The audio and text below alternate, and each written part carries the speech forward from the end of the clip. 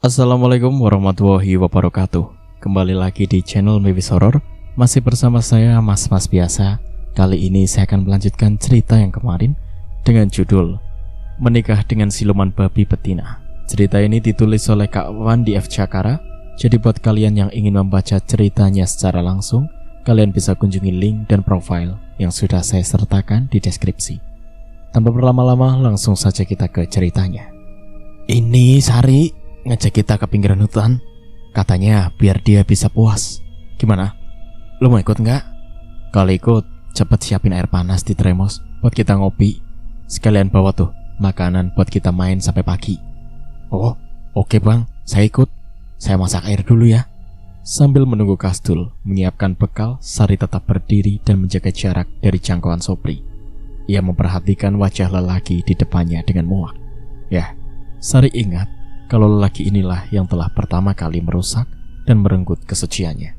Bibir Sari tersenyum, senyum yang penuh misteri.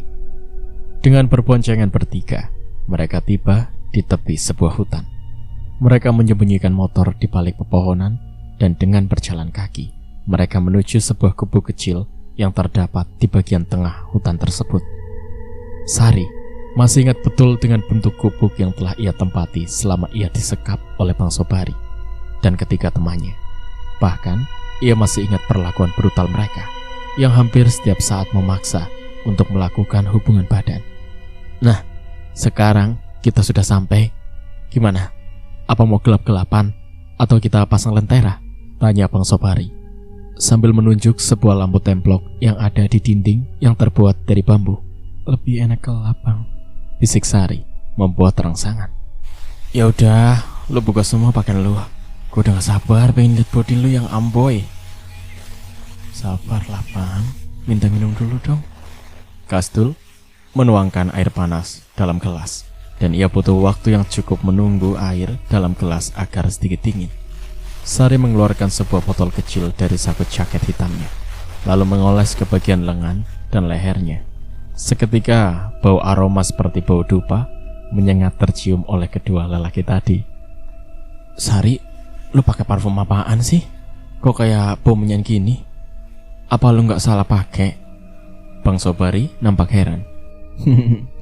Abang ini kuno, sekarang sudah lagi zamannya, lagi ngetren Bang. Ini namanya parfum kematian.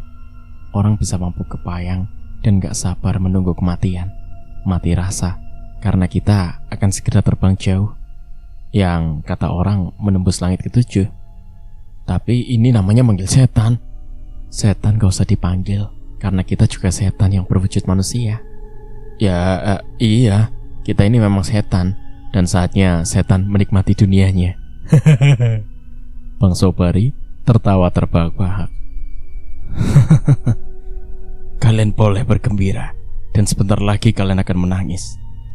Tiba-tiba ada suara lain yang terdengar lantang. Siapa lu? Berani benar ngintip orang? Bentak Bang Sobari geram, dan dengan kesal ia membuka pintu gubuk. Namun betapa terkejutnya ketika matanya melihat ada seekor babi jantan berukuran besar tengah memandangnya dengan matanya yang merah menyala. Apa binatang ini yang ngomong? Tanyanya seakan pada dirinya sendiri. Ya, akulah yang bicara. Dan bau parfum itu adalah bau yang membuat aku datang membawa kematian untuk kalian. Enggak mungkin binatang ini bisa ngomong. Ini pasti binatang jadi-jadian nih. Bang Sobari menyurutkan langkahnya mencari sesuatu, dan Sobari menemukan sebilah golok yang terselip di dinding pagar bambu. Cepat ia menghunus senjata tajam dan mencoba menghadapi binatang yang mulai mendekati kedua lelaki tersebut. Sobari dengan cepat dan telekas membabat ke arah bintang itu hingga mengenai bagian kepalanya. Sobari memandang heran sebab senjatanya tidak dapat melukai kepala binatang itu. Tapi namanya juga preman. Ia kembali menyerang, namun babi itu tak memberikan kesempatan lagi. Hewan itu langsung menyeruduk Sobari dengan taringnya yang berbentuk gelang, membuat tubuh Sobari tertembus dan tersurung hingga menembus keluar pagar. Pergi lu.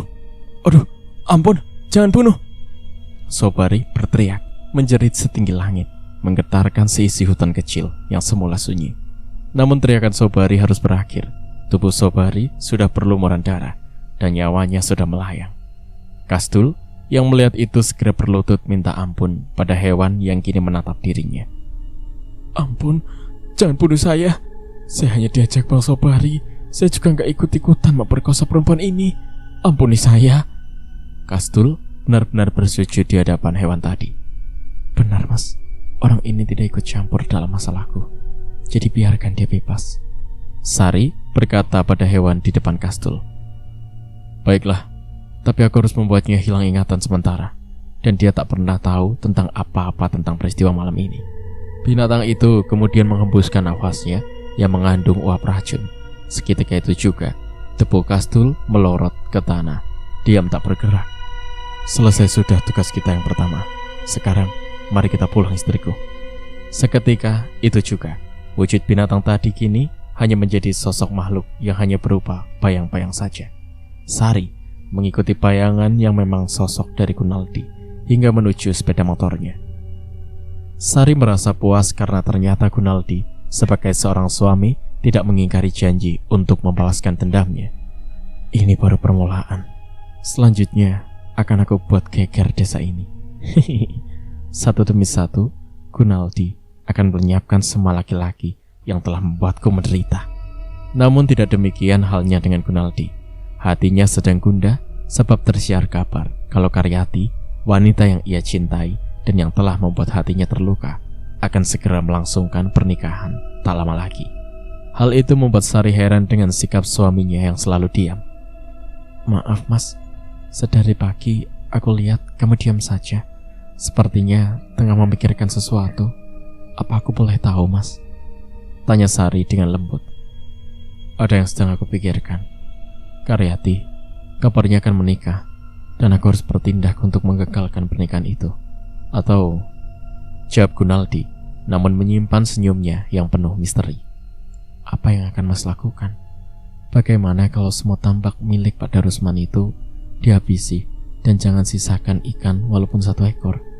Mungkin dengan begitu penghasilannya akan berakhir.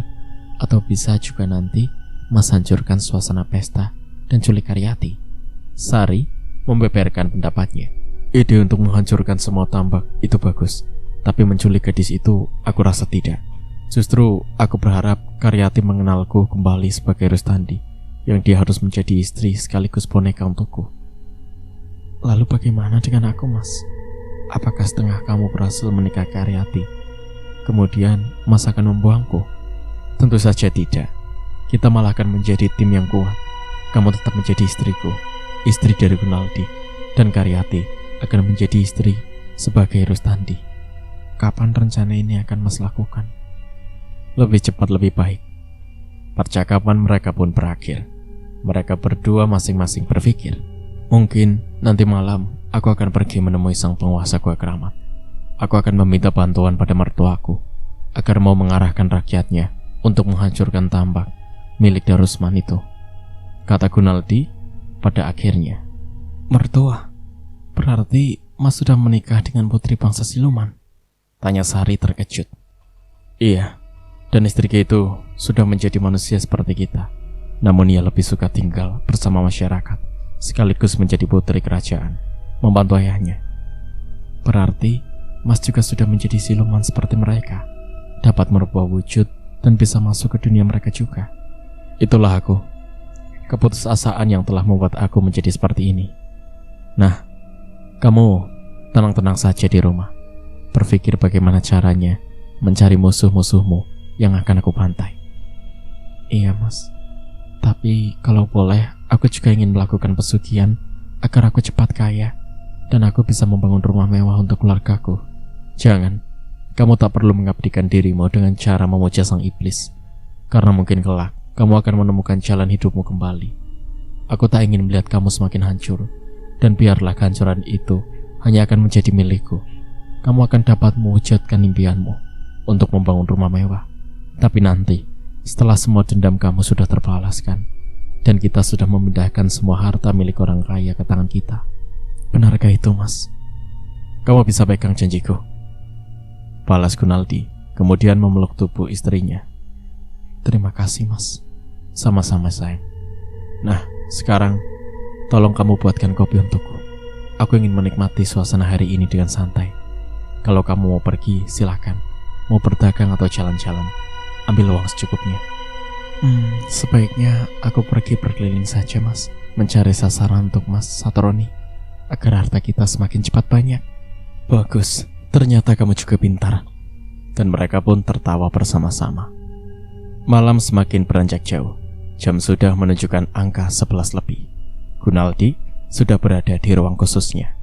Ia juga telah menyiapkan semua keperluan ritual untuk menemui sang penguasa lembah keramat. Dan Gunaldi sudah bersiap pada posisinya. Air di dalam baskom yang penuh dengan bunga-bungaan seketika bergerak mendidih.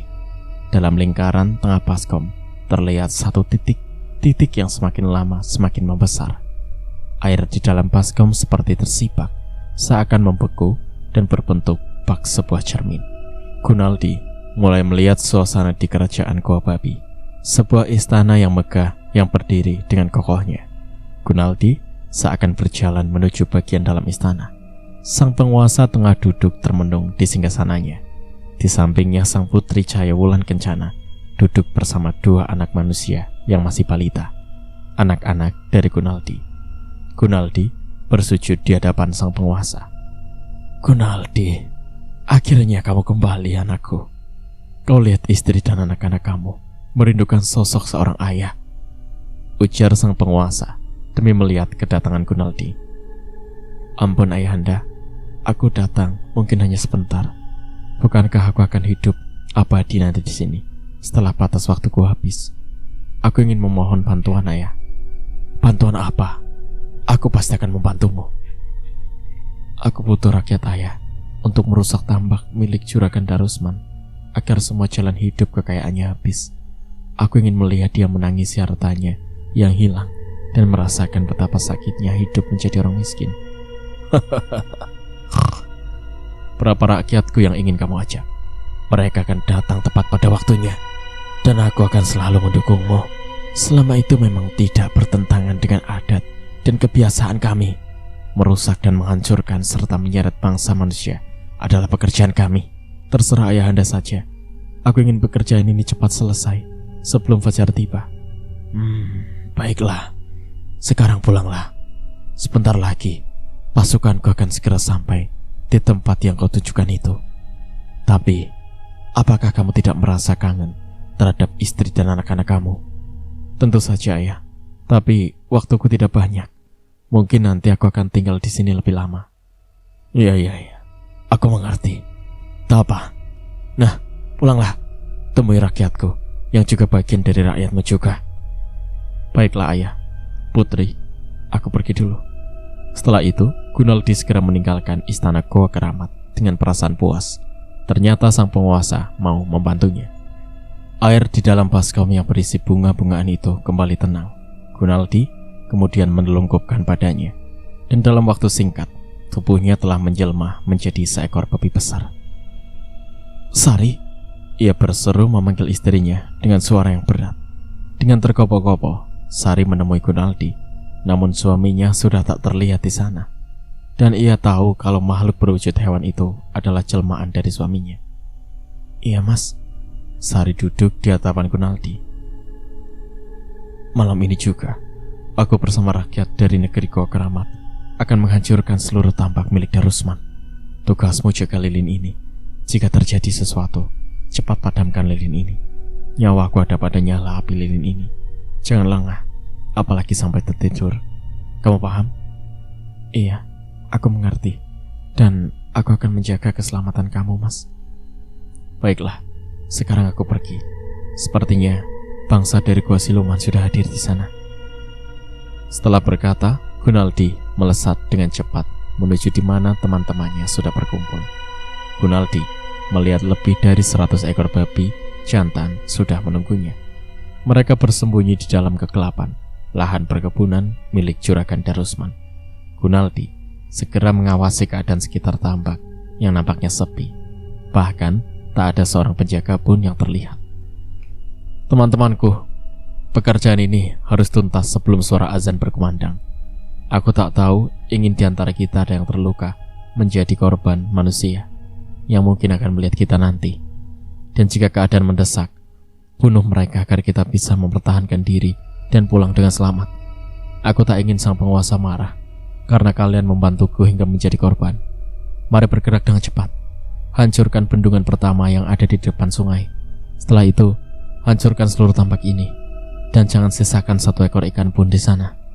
Semua harus musnah. Kalian mengerti? Gunaldi menjelaskan rencananya.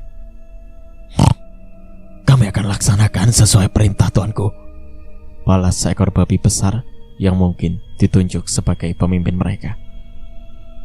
Bergerak sekarang. Komando dari Gunaldi langsung direspon. Dengan cepat kawanan binatang itu mengobrak-abrik tanggul utama. Tanggul mulai jebol. Air dari tambak utama mulai mengalir dahsyat terjun ke sungai, sehingga dalam waktu singkat banyak ikan-ikan besar mulai menggelepar. Setelah itu mereka mulai membobol dan menghancurkan bendungan-bendungan tambak yang lain yang jumlahnya puluhan.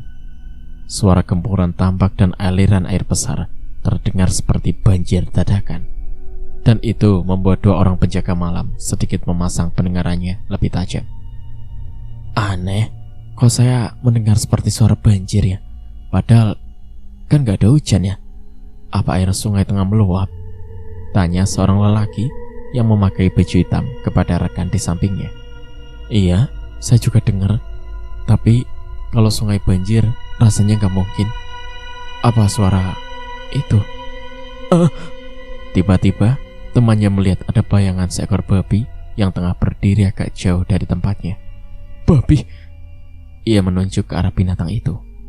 Teman satunya juga tersurut mundur demi melihat sosok binatang berukuran besar yang sudah mengambil sikap menyerang. Apa yang harus kita lakukan? Binatang itu besar sekali. Rasanya gak mungkin kalau kita melawan dia. Iya, kita cari selamat saja. Daripada kita konyol diseruduk babi itu, kita harus menyelamatkan diri, walau resikonya mungkin akan dipecat oleh juragan. Ayo kita pergi. Dan itu tindakan yang bagus bagi mereka. Sebab seandainya mereka nekat melakukan perlawanan, tentu saja babi yang memang perwujudannya dari Gunaldi tak akan segan menghabisi kedua orang tadi. Gunaldi kembali melihat pekerjaan teman-temannya. Mereka sudah menghancurkan lebih dari separuh jumlah tambak. Percepat pekerjaan kalian. Aku khawatir kedua orang tadi memberitahu warga untuk melihat kita. Aku tak ingin mereka sampai menyerang kita, dan aku tak ingin membuat mereka celaka. Tuntaskan dengan cepat. Komando Gunaldi tentu saja membuat pasukan hewan itu bersemangat. Mereka laksana tengah bertempur hebat, membobol benteng-benteng musuh dan meluluh lantahkan tambak hingga suara gemuruh air semakin terdengar oleh beberapa warga yang rumahnya tidak terlalu jauh dari lokasi. Banyak warga berdatangan untuk melihat apa yang sebenarnya yang terjadi. Mereka terpaksa menghentikan langkah sebab mereka harus menyaksikan pemandangan yang belum pernah mereka lihat sebelumnya. Sungguh sebuah pemandangan yang teramat menggigitkan. Puluhan ekor babi berukuran besar tengah berkubang dalam tambak.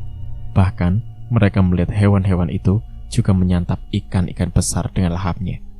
Penduduk mulai semakin banyak berdatangan, namun mereka tak tahu harus berbuat apa. Kaki-kaki mereka seakan terpaku sulit untuk bergerak. Bahkan nyali mereka pun seketika menjadi ciut.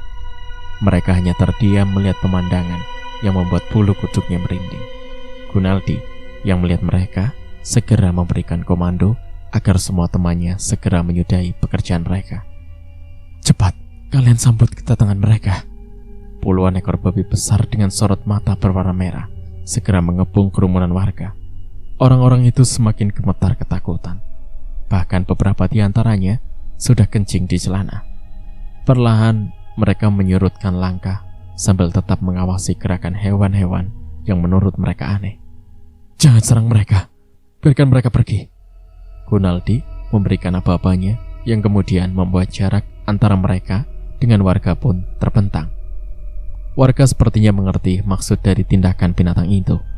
Mereka pun dengan penuh kewaspadaan mundur ke belakang untuk segera melarikan diri. Dan Gunaldi dengan tertawa puas segera memerintahkan kepada semua temannya untuk meninggalkan tempat tersebut. Kejadian semalam tentu saja membuat keluarga Juragan Darusman menjadi syok. Darusman telah kehilangan semua aset kekayaannya karena tambak ikan itulah sumber harta milik Juragan. Berkali-kali Darusman jatuh pingsan.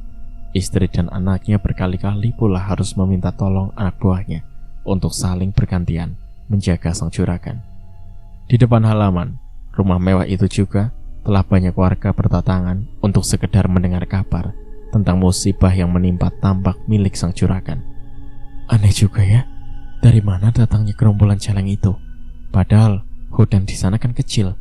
Rasanya nggak mungkin masih banyak binatang, apalagi dalam jumlah puluhan seperti itu, kata salah seorang warga yang seorang RT setempat. Iya, saya sempat mikir, apa jangan-jangan celeng-celeng itu merupakan makhluk gaib? Ya, bukankah di kampung ini beberapa waktu lalu sempat tersiar kabar kalau ada babi ngepet? Balas komentar yang lainnya. Bisa jadi juga, tapi mana mungkin babi ngepet jumlahnya sebanyak itu? Atau mereka itu siluman babi yang memang sengaja merusak milik warga? Merusak? Apa untungnya? Babi ngepet hanya mencari dan bukan merusak. Ya sudahlah, kita dapat menyimpulkan apa binatang itu memang benar binatang atau binatang jadi-jadian. Tapi kita tak bisa berbuat banyak. Kalau seandainya kita melakukan perlawanan, binatang itu pasti kuat dan tak mudah kita kalahkan. Iya, saya sependapat dengan kamu. Sepertinya kita harus selalu waspada terhadap ancaman binatang itu, apapun mereka, terlepas dari binatang sungguhan atau jadi-jadian. Dan berita itu pun sampai menyebar luas hingga sampai ke telinga Ibu Atikoh, orang tua Rustandi. Perempuan tua itu pun mulai menduga-duga kalau perihal anaknya yang mungkin terlibat dalam hal ini. Rustandi, kenapa kamu bertindak sampai sedemikian jauh anakku? Dendam dan sakit hatimu sudah benar-benar mendarah daging, sehingga kamu sudah tak memiliki hati lagi.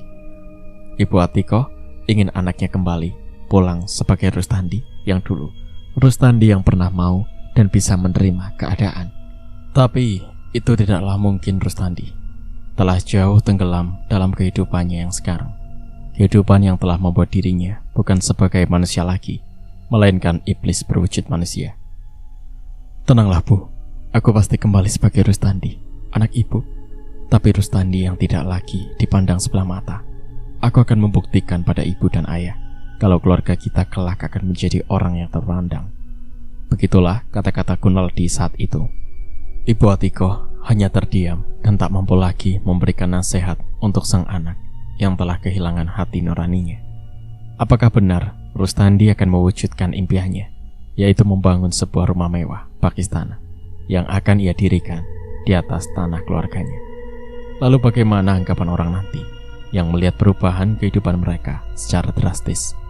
Sementara itu, Gunaldi tengah merasakan kepuasan yang luar biasa karena ia bersama makhluk dari Gua Keramat telah berhasil menghancurkan aset milik Juragan Darusman. Sari, mari kita nikmati kemenangan kita.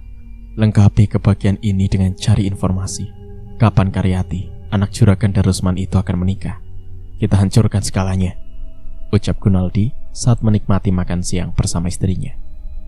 Iya mas, setelah ini aku juga mau cari informasi tentang keberadaan ketiga orang temannya Sobari. Aku akan menemui pria yang kamu beri ampun itu. Dia mungkin tahu, balas Sari. Oh, yang namanya Kastul. Tentu sedikit banyak ia tahu. Setelah tugas kamu selesai, aku janji untuk membangun rumah buat kamu, asal kamu tetap bersamaku sampai semua impianku tercapai. Suasana makan siang mereka benar-benar dinikmati dengan sukacita. Sari menghentikan sepeda motornya tepat di sebuah kontrakan tempat tinggal Sobari dan Kastul. Pintunya tertutup rapat. Sejenak Sari memperkirakan mungkin Kastul tengah pergi atau tidur siang. Sari mengetuk pintu. Tak berapa lama, seorang pemuda yang Sari kenal bernama Kastul. Pemuda itu sejenak mengucek-ngucek matanya dan memandang perempuan di hadapannya. Mbak Sari ya? Ada apa mbak? Tanya Kastul setelah ingat wajah perempuan itu. Oh, kemarin Bang Sobari mau pesan baju buat istrinya. Apa Bang Sobarinya ada? Bang Sobari? Kastul sempat mengernyitkan alis matanya, seakan tengah mengingat sesuatu. Namun ia hanya menggeleng-gelengkan kepala. seakan tengah menepi sesuatu.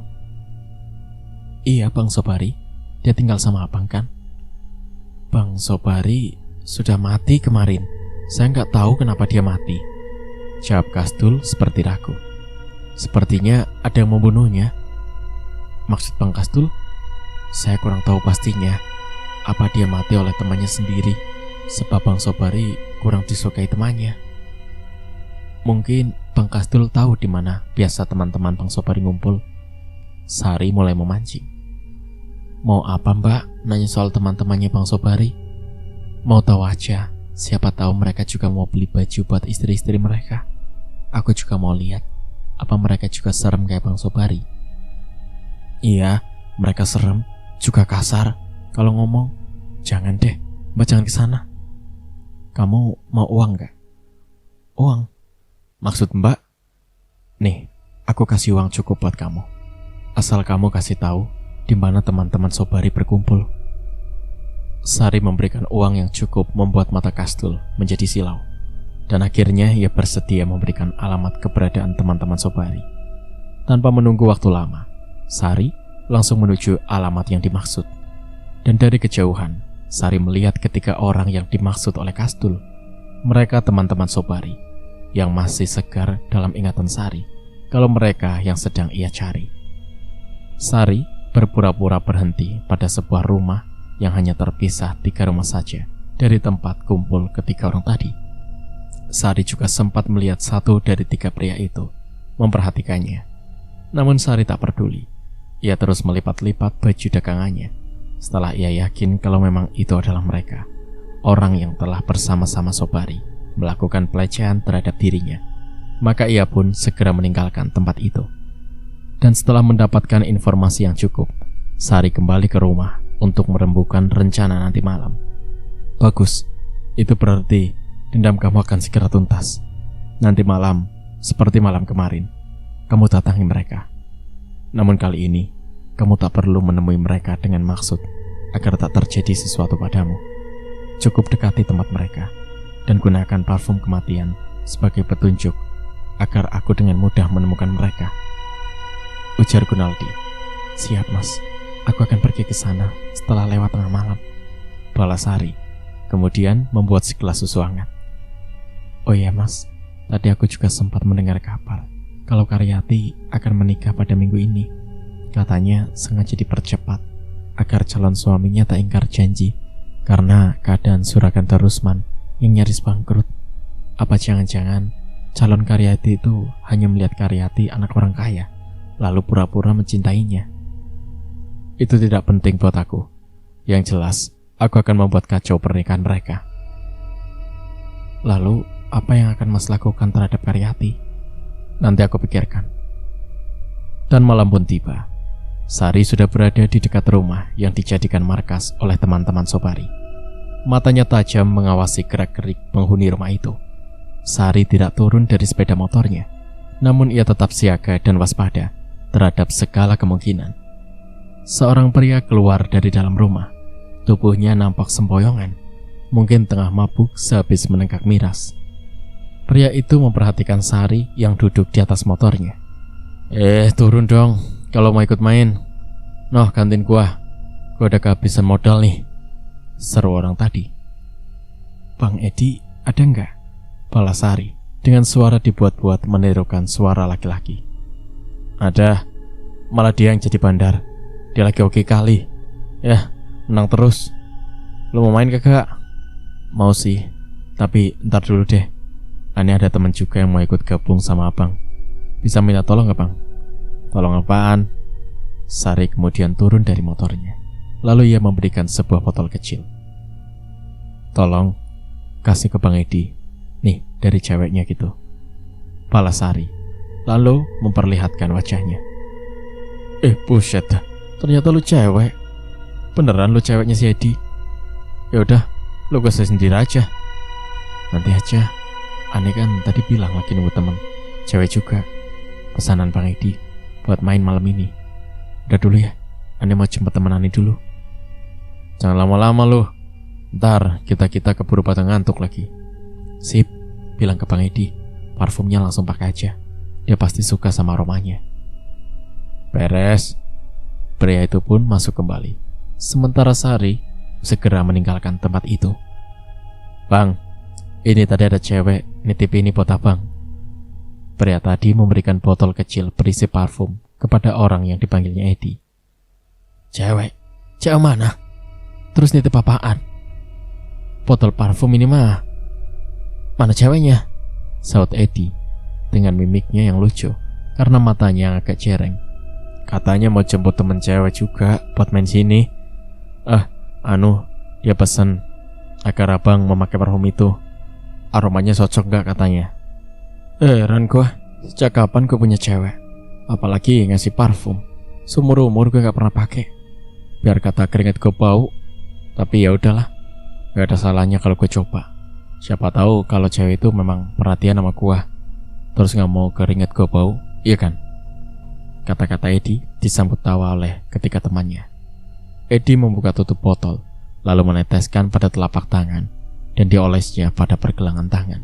Seketika itu juga, ruang pengap penuh dengan asap rokok dan bau miras berganti dengan bau aroma yang lain.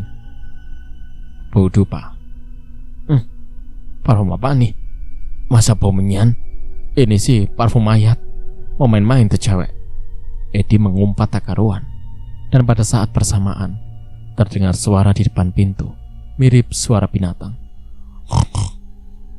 Apalagi tuh? Berisik amat. Din, coba lu lihat. Perintahnya pada Udin. Udin pun langsung membuka pintu. Ia tercengang demi melihat seekor babi berukuran besar dengan matanya yang berwarna merah. Babi? Serunya tertahan. Ia menunjuk ke arah depan pintu yang memang sudah nampak seekor babi bertubuh besar dengan sorot matanya yang bermata merah. Lu ngomong yang benar. Masa ada babi nyasar? Balas Edi tak percaya. Kemudian dia melihat ke pintu, dan dia pun mengucek-ngucek matanya seakan tengah meyakinkan dengan penglihatannya. Babi? Apa lu emang babi? Jangan-jangan lu cuma mau nakut-nakutin gua aja lo. Shush, selalu pergi. Edi mengusir binatang itu, namun binatang itu malah dengan tenang menghampiri dirinya. Ya lu mau ngapain masuk-masuk? Kalau lu babi ngepet, lu salah sasaran. Duit gue cuma recehan. Tapi kalau lu babi beneran, berarti lu cari mati. Dan mungkin bisa gue jadiin babi panggang. Ayo kita serang binatangnya hari ini nih. Kita cincang jadi bergedel. Perintahnya pada ketiga temannya. Mereka langsung mengambil benda yang ada di sana untuk mereka gunakan sebagai senjata. Mereka langsung menyeluruh ke arah binatang tadi dengan kayu dan besi sebagai senjata. Senjata mereka berhasil bersarang di tubuh binatang tadi. Namun binatang itu sama sekali tak merasakan sakit sedikit pun. Malah sekarang ia sudah mengambil ancang-ancang untuk menyerang. Dan ketika keempat orang tadi mulai kembali menyerang, mereka terperangah demi mendengar satu suara yang bernada berat. Majulah kalian semua, biar kalian mati lebih cepat. Babi ini bisa ngomong. Gue yang mabok, apa binatang ini yang belengernya? Edi melotot tak percaya. Kalian memang mabok, tapi kalian juga memang benar. Kalau aku yang bicara, sekaligus akan mengantar kalian ke neraka. Ke neraka katanya. Lucu. Mau ngapain ke sana? Untuk mempertanggungjawabkan perbuatan kalian. Wah, binatang ini jadi tambah songong. Ayo kita habisi dia. Setelah memberikan komando, Edi langsung menyerang diikuti ketiga temannya. Namun sebelum ketiga orang tersebut bertindak, babi itu sudah lebih dulu menyerang mereka dengan garang. Seorang dari mereka mendapat serudukan taring tajam hingga menyopek perutnya. Aduh, perutku! Dia berteriak sambil tangannya mendekap perut yang isinya hampir memburai.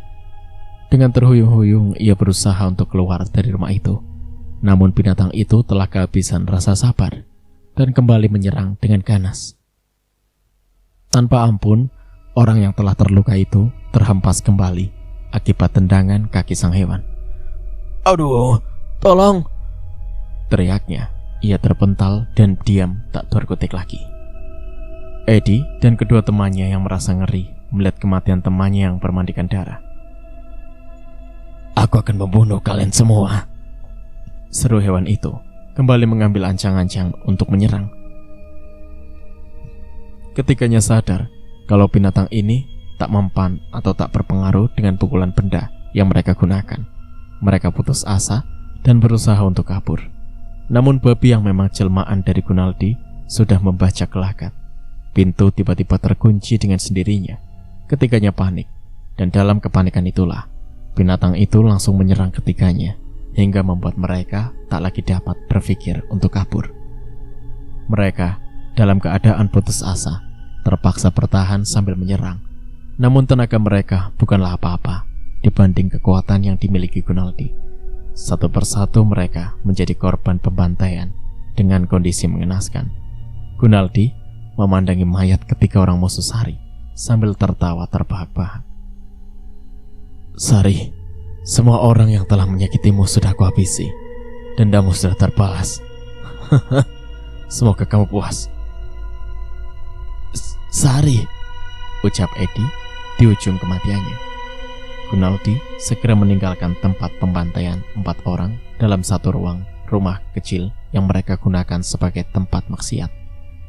Gunaldi tak langsung pulang ke rumahnya.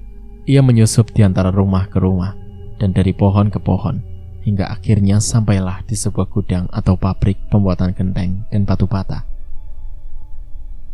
Tempat penyimpanan terbuat dari bambu dan beratap daun rumbai kering. Berbeda dengan tempat pembakaran yang memang dibangun menggunakan atap dari asbes. Gudang dan pabrik itu milik Juragan Sunandar, salah satu orang terkaya yang memiliki puluhan lahan pembuatan genteng dan batu bata. Gunaldi masih penasaran atas kegagalannya yang tempo hari, dan sekarang ia ingin menguras harta sang juragan dengan cara lain. Letak pabrik memang agak jauh dari rumah Sunandar, namun masih terlihat aktivitas pabrik jika siang hari. Malam semakin larut.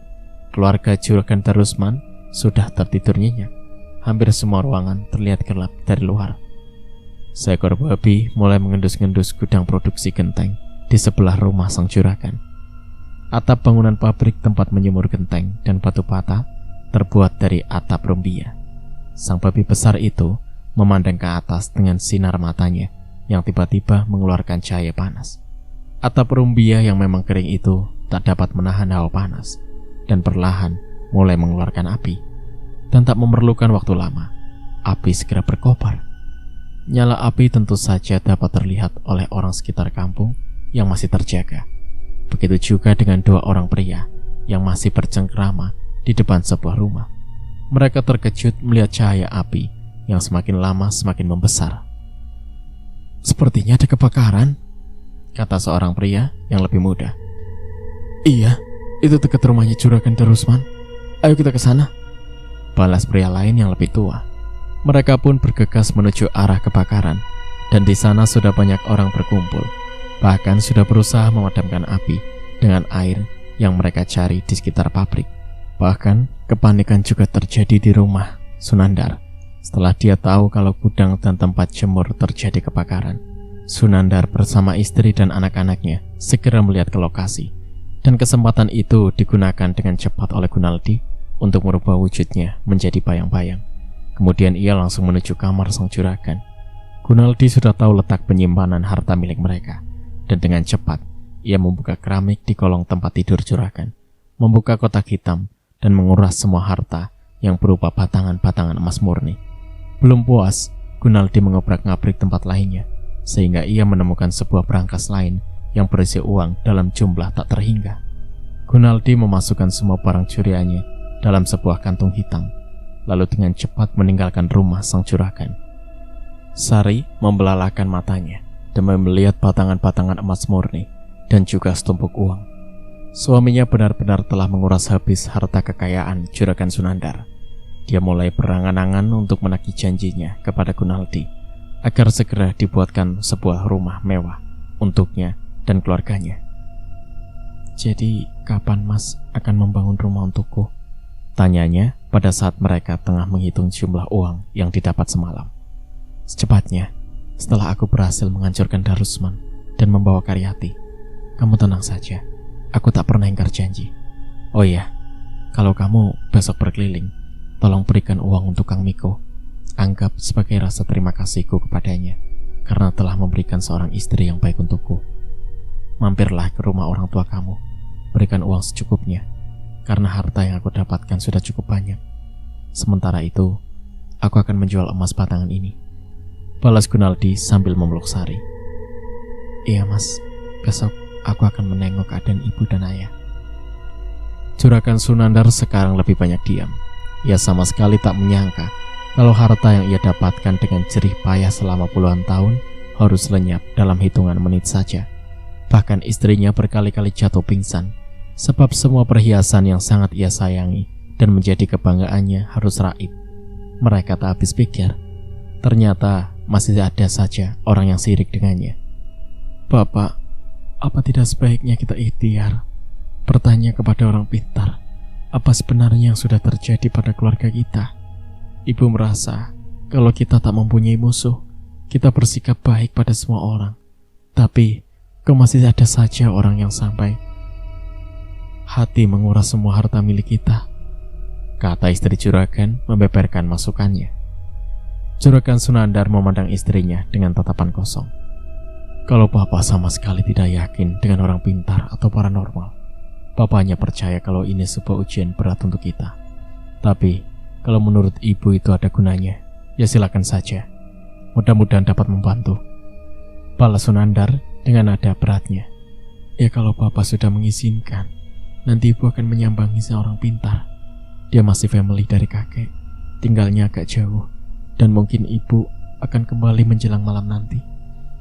Setelah dirasa cukup berbekalan untuk perjalanan, maka istri Sunandar yang bernama Tusina itu pun berangkat seorang diri. Kakek Duriat bersedia membantu untuk mendeteksi rumah Sunandar. Menjelang pukul 8 malam, mereka sudah berada di rumah sang juragan. Izinkan Abah melihat dan merasakan aura hitam yang ditinggalkan pelaku pencurian. Abah rasa dia bukan manusia biasa, sebab tak ada tanda-tanda di sini. Namun Abah merasakan getaran yang kuat dari luar tembok kamar ini. Ada baiknya kita memeriksa di luar sana, ucap Abah Duriat. Yang mau tak mau, Sunandar menurutinya. Nah, disinilah Abah merasakan awal dari kejadian itu. Sekarang coba perhatikan dengan seksama apa yang kita temukan di sekitar sini. Kemudian Abah meminta Sunandar untuk mengambil lampu senter. Setelah diperhatikan, barulah Abah menemukan suatu petunjuk. Nah, kalian berdua dapat melihat jejak kaki binatang, meski tidak terlalu jelas. Dan dari baunya, Abah yakin kalau binatang ini sejenis babi, atau tepatnya babi Cijaden. Dan ini lihat, di dinding ini terdapat beberapa helai bulu-bulu kasar, dan ini adalah bulu babi. Abah menerangkan. Babi ngepet. Serentak mereka berdua terkejut. Iya, tapi ini sungguh punya kemampuan luar biasa. Sepertinya makhluk ini telah menguasai ilmu yang bukan hanya mencari harta saja, melainkan dapat merusak apa saja. Dia telah menjadi iblis yang sangat mengerikan. Merusak? Sunandar berseru. Ia ingin cerita kejadian yang menimpa tambak milik Juragan Darusman.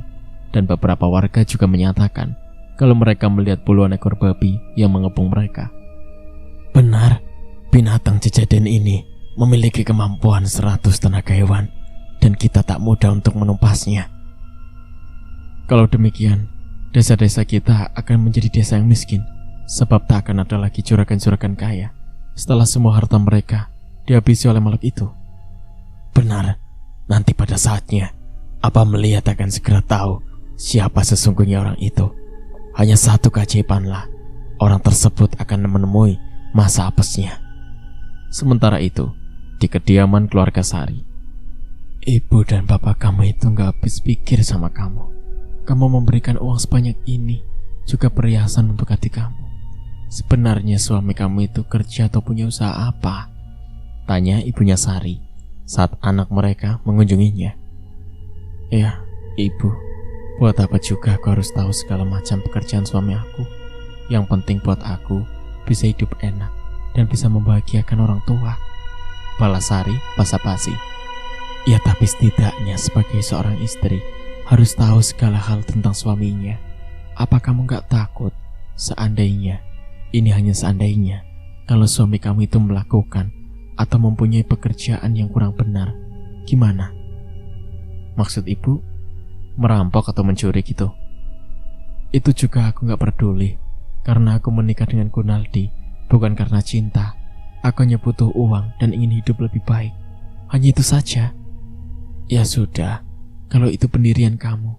Bagi kami sebagai orang tua, sudah merasa cukup bahagia bila melihat anaknya hidup bahagia. Hanya itu saja. Kami tidak menginginkan segala bentuk harta. Kami sudah cukup senang kamu sekarang sudah berubah menjadi lebih baik dari sebelumnya. Iya ibu, dan kebahagiaan ibu nanti akan bertambah setelah aku membangun rumah ini menjadi rumah yang mewah. Rumah seperti rumah milik juragan-juragan itu. Kamu ini, ibu dan bapak juga adik kamu, tidak membutuhkan itu semua. Kami sudah bahagia memiliki rumah yang kecil ini. Yang penting jika hujan gak kebocoran. Ya udah bu, pokoknya ibu tinggal lihat saja nanti, ucap Sari sambil memeluk ibunya. Setelah berkata, Sari pun pamit untuk pulang. Karena Gunaldi malam nanti akan melakukan aksinya kembali, Sari harus beristirahat guna untuk berjaga keselamatan suaminya. Menjaga tempat Gunaldi menjalani ritual hingga sampai ia selamat kembali pulang. Mas, rumah siapa yang akan Mas Satroni malam ini? Sari bertanya tentang rencana suaminya. Juragan Amri, aku pernah mengambilnya, namun belum terlalu banyak hasilnya. Yang penting, aku bisa menghancurkan semua gudang milik juragan itu dan menghabisi harta simpanannya. Tapi kali ini, Mas harus lebih waspada, karena penduduk desa-desa sudah bersiaga dan selalu menjaga kampung mereka.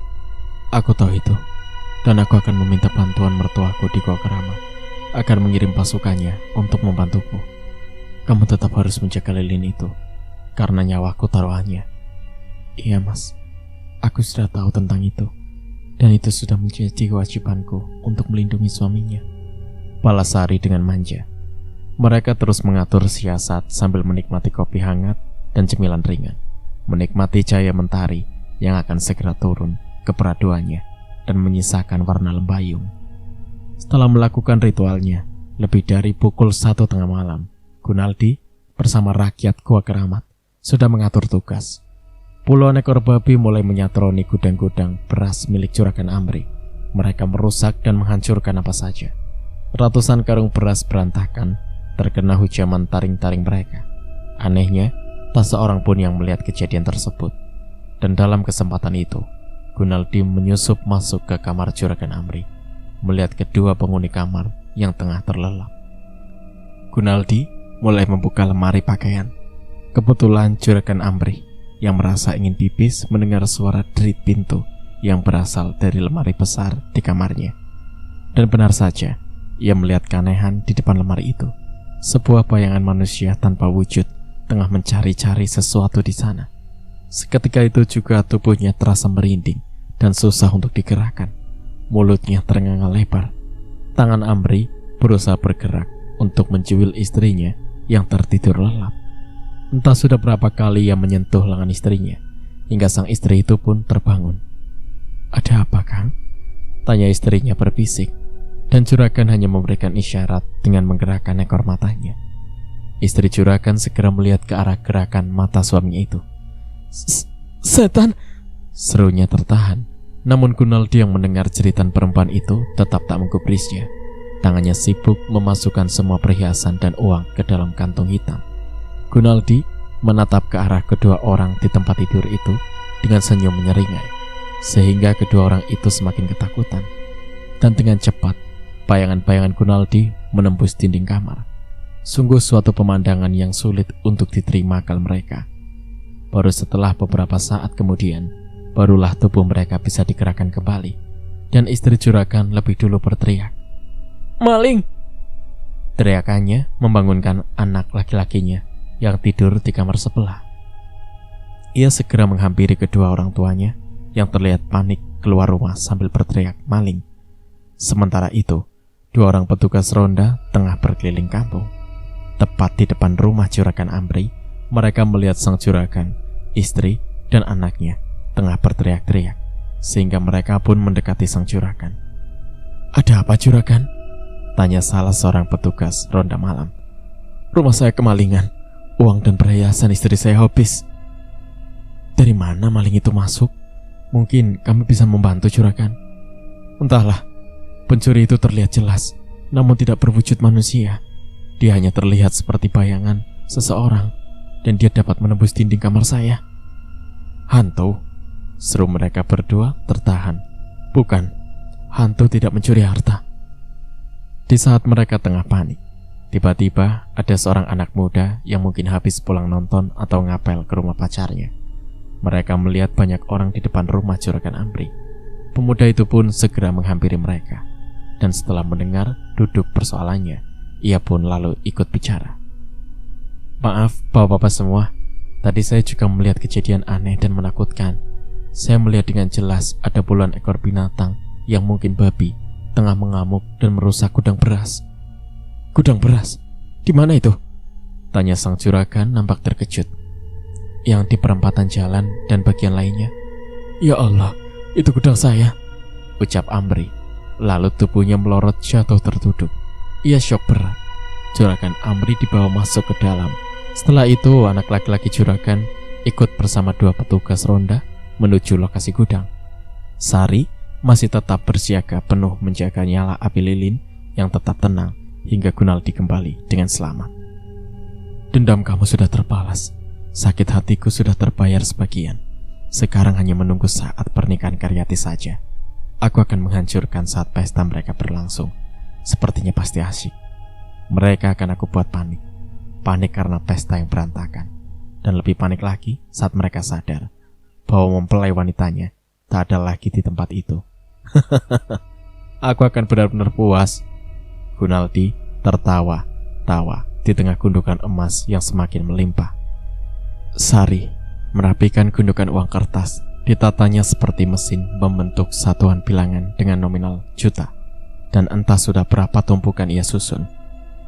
Apakah setelah semua rencana Mas berhasil, kemudian Mas akan berhenti mencari harta lagi? Tanya Sari. Tentu saja tidak. Kekayaan ini bisa habis jika kita berdiam diri. Aku akan tetap mencari ke rumah-rumah penduduk untuk tambahan uang belanja kamu. Lalu bagaimana dengan Karyati? Apakah dia akan tinggal bersama kita juga? Mungkin kalian berdua nanti bisa bergantian saling jaga tempat ritualku ini, agar kalian punya tugas yang sama. Kalau begitu, aku hanya menurut saja, Mas. Balas Sari sambil tersenyum. Namun senyumnya kali ini berbeda dari hari-hari sebelumnya. Senyum Sari adalah senyuman penuh misteri. Dengan diam-diam, Juragan Sunandar yang semula tidak mempercayai akan kemampuan orang pintar atau paranormal, merasa ada benarnya juga yang dikatakan Abah, bahwa ada kekuatan yang cukup besar di kampung ini. Abah Ucup, nama kakek dari keluarga istri Juragan Sunandar itu, menjelaskan bahwa untuk mendeteksi kekuatan itu, kita harus membersihkan jiwa terlebih dahulu, membuang semua energi negatif yang ada di dalam diri manusia itu sendiri. Sunandar, yang kini jatuh miskin itu, menyadari kalau kekuatan jahat itu harus ia hentikan. Jangan sampai banyak memakan korban lagi. Ia sudah mengikhlaskan harta bendanya yang telah habis. Ia hanya menganggap semua adalah cobaan dari Yang Maha Kuasa. Sunandar diberikan pelajaran tentang menembus alam gaib dan segala macam ilmu yang di luar batas kemampuan akal manusia. Dan Sunandar menekuninya dengan penuh kesabaran dan keyakinan yang penuh, hingga pada suatu saat ia sudah mendapat izin serta restu dari Abah Ucup. Malam itu, Sunandar ingin membeli rokok. Kalau biasanya ia menyuruh orang dan memberinya upah, kini ia harus hidup berhemat. Dan dengan tanpa malu, ia lakukan sendiri. Meskipun ada beberapa orang yang sempat melihatnya, dan mereka seakan mencibir melihat kejatuhan Juragan Sunandar. Tepat ketika ia melewati di sebuah rumah yang lumayan bagus, ia merasakan sesuatu yang lain. Ia juga baru tahu kalau rumah yang dulunya milik penduduk desa ini sudah dibeli orang yang katanya seorang pengusaha muda. Sunandar diam sejenak. Ia duduk di sebuah teras milik tetangga Gunaldi yang penghuninya tengah pergi ke acara pernikahan keluarganya. Sunandar berharap penghuni baru yang katanya pengusaha itu keluar rumah. Sunandar ingin merasakan getaran lainnya. Apakah benar penghuni rumah tersebut memiliki daya magis yang kuat, atau hanya sekedar perasaannya saja. Dan pucuk dicinta ulam pun tiba. Gunaldi keluar bersama Sari yang membawa 2 gelas kopi. Mereka lalu meneruskan obrolan mereka dengan suara pelan. Cahaya lampu teras yang temaram, namun masih terlihat jelas oleh Sunandar, wajah pemilik baru rumah tersebut. Sunandar hampir tak percaya melihat pemilik rumah yang ternyata seorang pemuda yang samar-samar ia pernah melihatnya. Bukankah dia yang pernah ada di depan rumahku? Dia mengatakan lapar dan belum makan sejak kemarin. Apa aku saja yang salah lihat ya? Cukup lama, Sunandar duduk di teras rumah tersebut sambil memperhatikan penghuni rumah di depannya yang memang ternyata Gunaldi. Juragan, sedang menunggu siapa? Kau duduk di sini? Sapaan lembut dari seorang lelaki mengejutkan lamunannya. Iya, saya lagi mau beli rokok, tapi rasanya kok capek jalan. Mungkin faktor usia kali ya, balas Sunandar agak gugup. Juragan belum terlalu tua, mungkin hanya kurang gerak saja. Soalnya kan juragan selalu pakai mobil kalau mau keluar. Lagian, kenapa harus pergi sendiri? Kan mending nyuruh orang. Saya sudah bangkrut, saya harus menghemat setiap pengeluaran. Iya, saya turut prihatin atas musibah yang telah menimpa juragan. Kalau begitu, ayo sama-sama kita ke warung. Sunandar menerima tawaran orang tersebut untuk bersama-sama ke warung dan harus melewati rumah orang baru tersebut. Tepat di depan rumah itulah Sunandar merasakan hawa panas yang membuat tubuhnya mendadak berkeringat. Allahu Akbar, serunya dengan tiba-tiba, dan seruan itu membuat tubuh Gunaldi bergetar dengan hebat hingga membuat Sari panik seketika. Mas, kamu kenapa? Tanyanya. Namun Gunaldi mengalah dengan terhuyung-huyung masuk ke dalam rumah. Sunandar merasa ada yang aneh pada sikap pemilik rumah yang menurutnya pernah ia lihat sebelumnya. Apa sampean kenal sama pemilik rumah itu, Mas? Tanya Sunandar pada teman di sebelahnya sambil tetap berjalan menuju warung rokok. Enggak terlalu kenal, sepertinya dia orang yang tertutup. Bahkan istrinya sendiri tak pernah tahu apa pekerjaan suaminya. Memang ada apa juragan menanyakan dia? Oh, enggak apa-apa. Sebetulnya saya mau perkenalan saja. Barangkali dia bisa membantu memberikan pekerjaan buat saya. Karena seperti akan lihat sendiri, saya sudah bangkrut dan tidak pantas disebut juragan lagi. Juragan suka merendah. Kami tetap menghormati juragan karena sikap juragan yang dermawan. Kata-kata teman itu membuat hati Sunandar merasa teriris. Kenapa kalau dia baik justru mendapatkan perlakuan buruk dari orang yang telah tega mengambil seluruh harta miliknya? Malam itu, cuaca benar sedang tidak bersahabat. Hujan lebat disertai gemuruh guntur saling bersautan. Kelihatan cahaya petir bak pesta kembang api di angkasa. Desa Wadas seolah desa mati yang tanpa penghuni. Semua penduduk desa berdiam di dalam rumah sambil berdoa. Semoga murka alam ini bukanlah hari terakhir bagi kehidupan umat manusia. Bagi keluarga yang mampu, mereka hanya berkumpul di ruang keluarga sambil menikmati secangkir teh hangat, ditemani cemilan untuk mengusir rasa takut mereka. Namun bagi mereka yang tak mempunyai apa-apa, mereka hanya termenung sambil menyelipkan sepotong doa, berharap hujan badai cepat reda. Dan bagi Gunaldi, ini adalah kesempatan baik untuk dirinya mencari mangsa. Namun malam ini ia tak mempunyai target yang menjadi sasaran. Ia berpikir hanya keluar dari rumah dan mengambil apa saja yang bisa ia ambil. Gunaldi berjalan menyusuri nalurinya sebagai seekor hewan. Terkadang berjalan di antara pohon-pohon sambil mengendus-endus mencari makanan favoritnya. Dan ia menemukan sebuah pohon ketela. Lalu dengan cakarnya ia mengais umbi yang kemudian ia nikmati. Di antara hujan yang agak mereda, seorang lelaki tua keluar dari pintu belakang rumahnya. Pandangannya langsung tertuju pada seekor babi bertubuh besar yang tengah merusak tanaman singkong miliknya. Babi! Serunya seakan tak percaya pada apa yang dilihatnya. Gunaldi seolah tak peduli dengan kemunculan orang tadi. Ia tetap menikmati hidangan yang menjadi favoritnya. Orang tua tadi semakin memperhatikan apakah binatang di depannya memang seekor babi atau anjing liar. cerita pun bersambung. Nantikan kelanjutan ceritanya di part berikutnya. Terima kasih. Wassalamualaikum warahmatullahi wabarakatuh.